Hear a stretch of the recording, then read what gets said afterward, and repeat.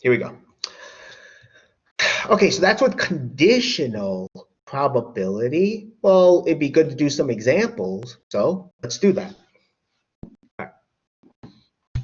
So here's our first example. This was actually one that we saw already, okay? You know, with this bag of marbles.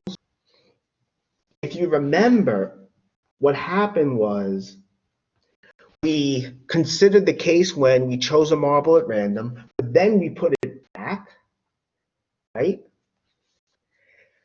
And basically, in that case, we said, take the event that the first marble is red. That's our event A. And B is the event the second marble is red. Well, if we replace the first marble we chose, then the events are independent. Here, we're not putting the first marble back. So basically, I did show you in words. I wrote out in words that, yeah, both the events are not independent. When you take a marble, but you don't put it back. What we're going to do here, though, is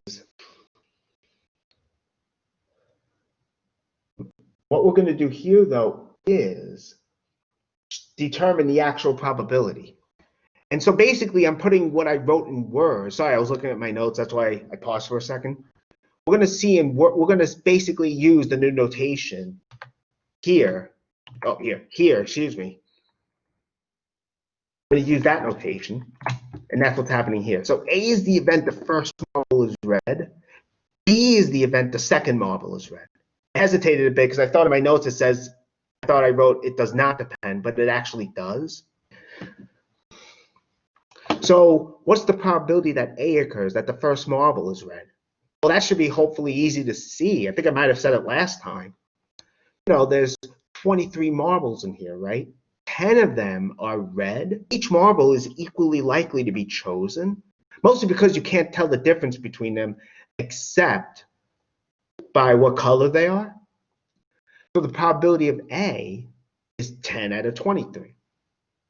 Since we're not putting the first marble back, A and B here are actually dependent. If we did put it back, then it would be independent. We saw that last time. It's really not hard to see why, at least I hope not. But since we're not putting it back, B here, event B is not independent from A. They're dependent.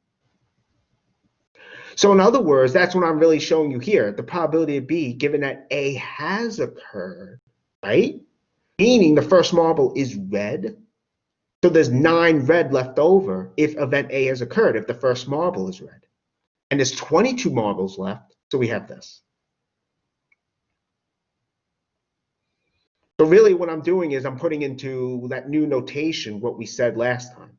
We also have this, though. If A does not occur, remember, for A to not occur means the complement occurs.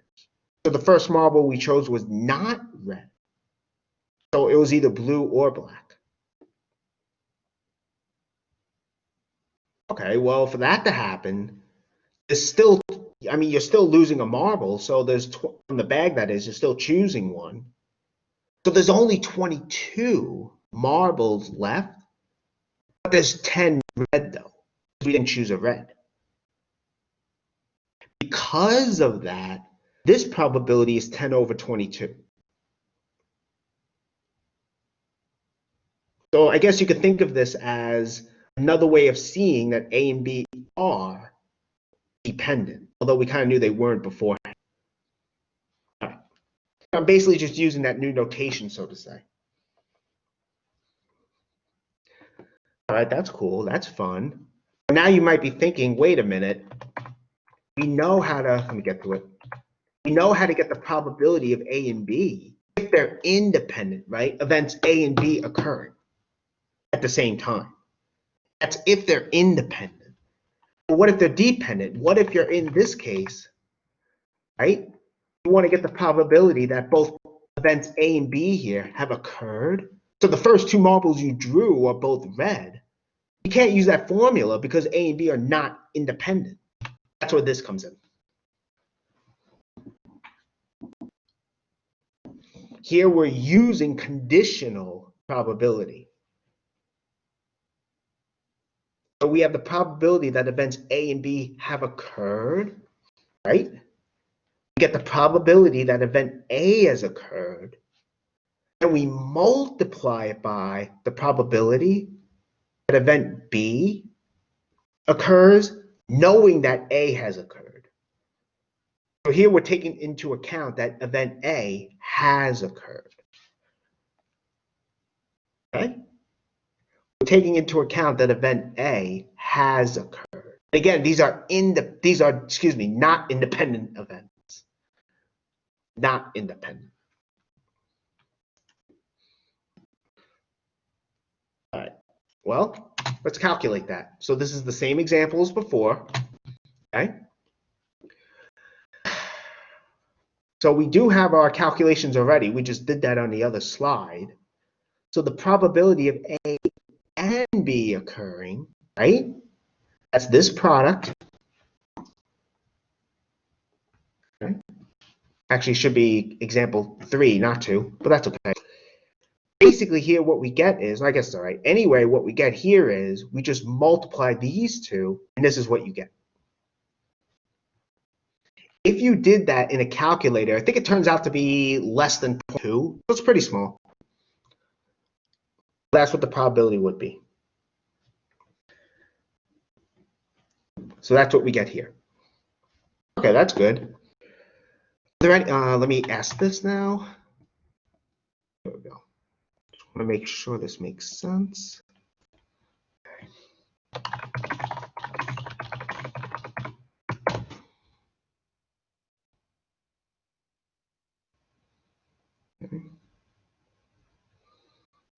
I mean, I really hope this makes sense. So, okay. All right, that's what I care most about. Okay, most people, like, let's see who's people saying yes.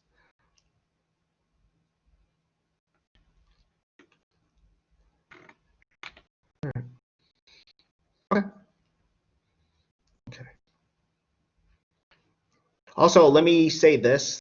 Let me see. Okay. Let me say this also because I did do this for other people. You know, if you did miss a quiz or something, you know, I understand things come up. I understand that, okay? You know, contact me. I can give you a makeup. You know, some people did. I mean, some people made it up already. Some people emailed me saying, you know, they had this happen, that happened. You know, again, I mean, I can't guarantee you I'll give you a makeup, but please, at the very least, email me. I mean, if you don't email me, there's nothing I can do. Okay? And also, I'll say this again, I don't take attendance. Okay? I don't do that. So if for some reason you're not able to make it because of Wi-Fi, you know, that's okay. You know, that's not going to hurt your grade. I'm not going to say, well, she wasn't here, so she's losing points. I'm not going to do that. She or he, I should say. Okay? I won't do that. Someone in my other class emailed me about it, and you know, I told them I don't take attendance. It's okay. I understand Wi-Fi is not always the best. So, okay. All right. Are there any questions?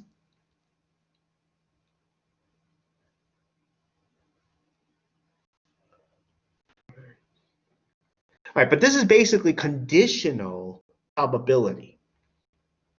So here, I know it's an example we've seen already, but I was just basically here doing an example illustrating how you use it. So the next example, I really want everyone to try. Okay, you know, take a few minutes. If you don't get it, that's okay. I want everyone to at least try. We have a standard deck, remember, of 52 cards. Let me see if I can add that quickly.